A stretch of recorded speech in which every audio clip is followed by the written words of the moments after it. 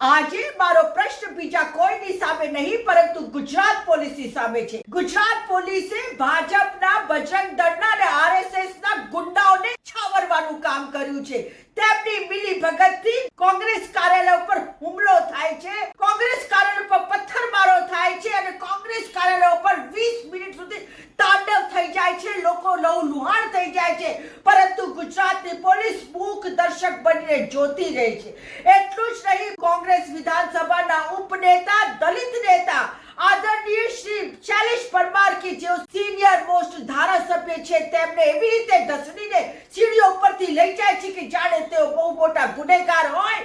પરંતુ મારે હવે કહી દેવું છે ગુજરાત પોલીસને, ખુલ્લી ચેલેન્જ છે ગુજરાત પોલીસને કે તમારે જે ઉખાડવું હોય ઉખાડી લેજો, પરંતુ હવે આ કોંગ્રેસીઓના નસ-નસમાં સાંભળી લેજો, કોંગ્રેસીઓના નસ-નસમાં ભારત દેશને આઝાદ કરનારા લડવૈયાનું લોહી વહે છે, ગાંધી બાપુનું લોહી વહે છે, સરદાર પટેલનું લોહી વહે છે અને બાબા સાહેબ આંબેડકરનું લોહી વહે છે। ઉખાડી લેજો તમારે જે ઉખાડવું હોય, પણ હવે તો અમે પણ સામે આવીશું।